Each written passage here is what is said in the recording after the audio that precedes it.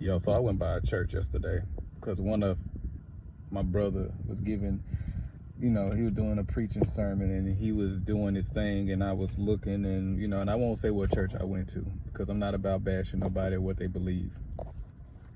So I went, and he knocked it out of the park. The way he broke everything down, it was like magical. He did his thing.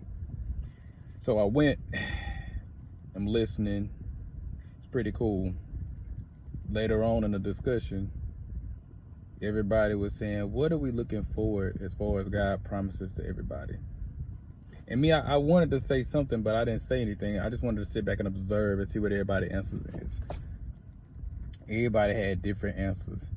Oh man, God, I hope this will be in paradise. I hope this happens here. I hope this happens. I hope that happens. Because the Bible, God promises a lot of stuff. So they was pretty much saying that they looking forward to what's going to happen, what God is going to do for them in the future. But I haven't heard one person say this, and this is what made me think. I have yet to hear one person say, everything God gonna do for me in the future is a byproduct.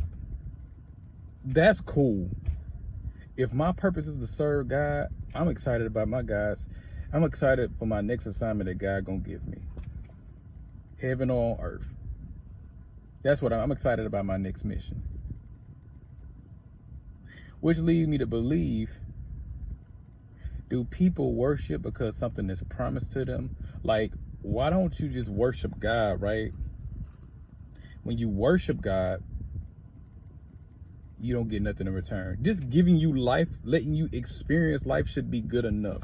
What if heaven wasn't promised? What if hell, paradise, none of this other stuff was promised to you?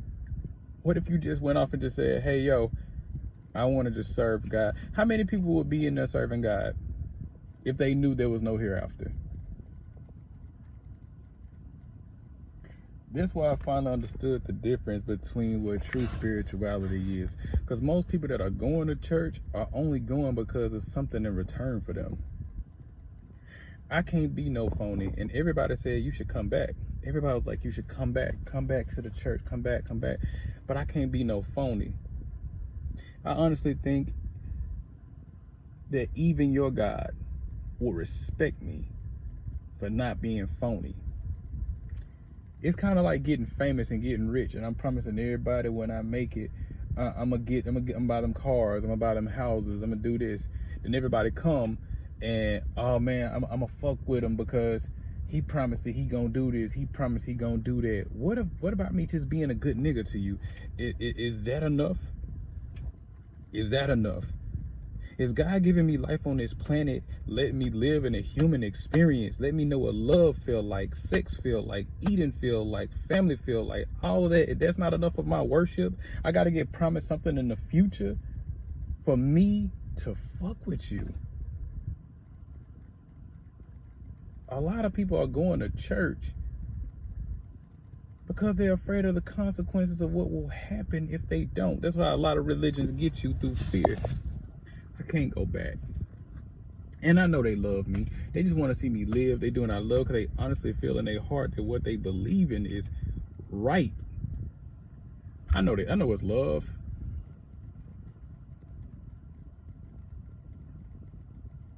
It's crazy.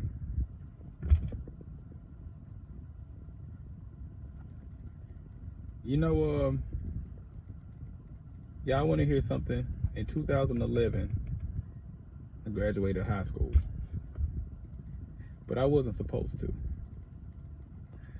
I spent most of my sophomore, junior year skipping class to be on the phone with my girlfriend at the time. Puppy love make you do some crazy shit, don't it? And I fucked off my high school year. I fucked off experiences I could have had. And I fucked off a lot of time. Maybe it's a good thing, maybe it's a bad thing, I don't know. Because we know school don't measure intelligence, it measures obedience, right? So, My 12th grade year, I was actually an 11th grader. But a woman that was retiring, and I promise I would never tell this story, but she should be retired by now. It's been long enough. She snuck me an extra class online. I was supposed to get it. She gave me 2 extra classes and gave me 1/3 one. I was 3 credits short of graduating, and she wasn't supposed to give it to me, but she gave it to me anyway. Her exact word, "It ain't over till the fat lady sings." She gave me some classes. I wasn't supposed to graduate. And then I got all the courses done or whatever. But we had to take the state test. And the way it works is no matter how much you pass all your classes, if you don't pass your state test, you don't walk. So I failed the state test. And I took another state test, but I took a retake, but it haven't come back yet enough time for graduation. So I could not walk across the stage. And one of my homeboys talked to the principal, and they was cool with it about let me get in the gown, fake the funk, and all this. They was gonna let me walk. And I told him no, I ain't earn it. He was disappointed. He was sad that I didn't walk. He just wanted me to walk with him. And I didn't walk with him because I felt like I failed. They just said, come, get your gown on, gonna call your name, yada yada yada. It wasn't nothing like that. I didn't show up. I felt sad. I felt sick. I felt distraught. I didn't know where I was going. I didn't know my future. All that hard work, and I could not walk in my cap and gown. I was terrible.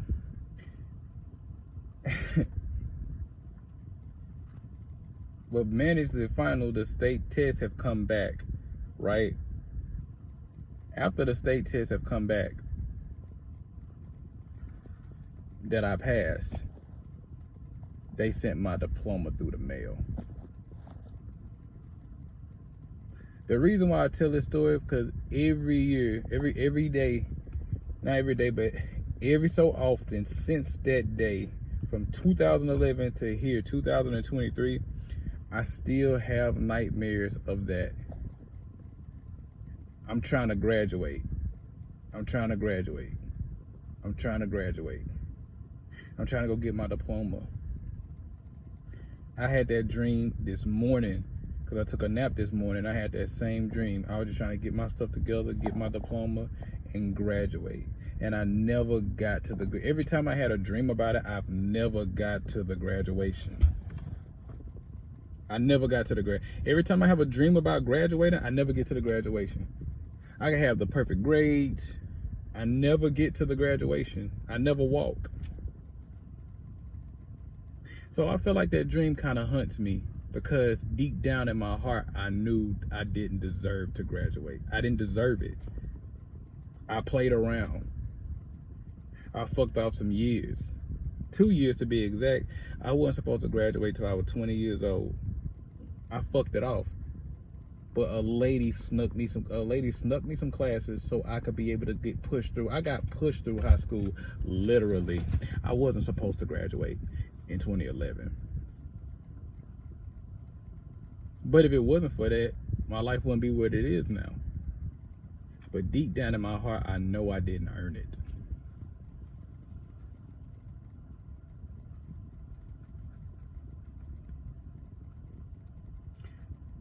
Man, a little bit before that, man, I didn't know what I was gonna do.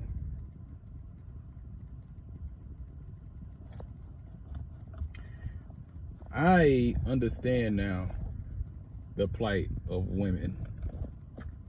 See, I made a video that women just don't leave good men like that. Some do, don't get it fucked up. Bad guys no good, good guys no fun, but still.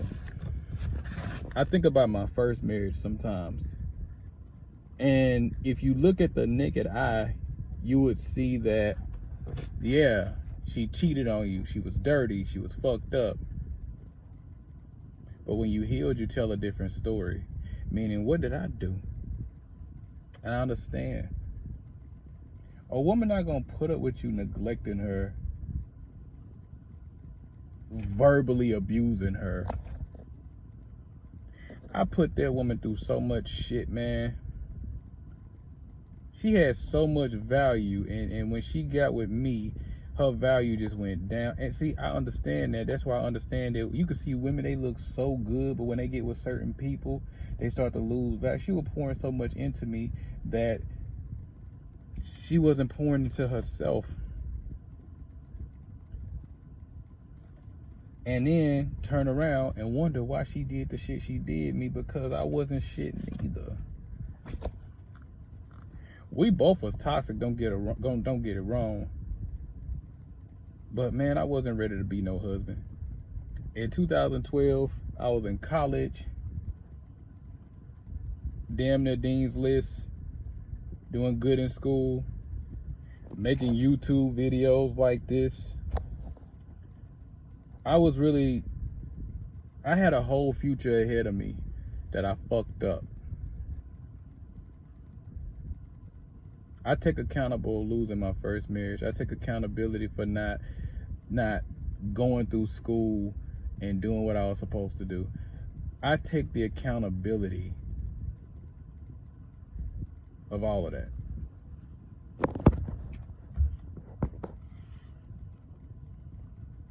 I take the full accountability. This video didn't have no specific title. I just wanted to get on here and share some of my fuck ups in life, because I don't ever want to get on this video and you see me doing a spiritual video, you just think this guy is full of nah, man, that's not who I was. Violent. I've jumped people. I was a thief. Oh man, I was a big thief, especially in middle school. Like when I going to junior high, oh man, going in your book bag was the way. I was a thief, a liar, a manipulator in a bad way. People can change. People can change. People always talk about crab in a bucket, but not realizing that the crabs wouldn't act this way in their natural habitat. And that's not excusing the bullshit that I've done. It's just that my surroundings, the people I talk to, inflicted on my actions. That's why bad associations spoil useful habits. That's why a lot of people you think is your friends are not your friend. A friend is willing to die for you. And I used to say that's bullshit. And it is. But a real friend is willing to die for you for the right reasons. Now I understand. Continue to embrace greatness and walk in positivity. Let the light in you shine so bright and illuminate the path for others to see themselves. Always go within so you don't go without. For those who need it, I hope you can read it.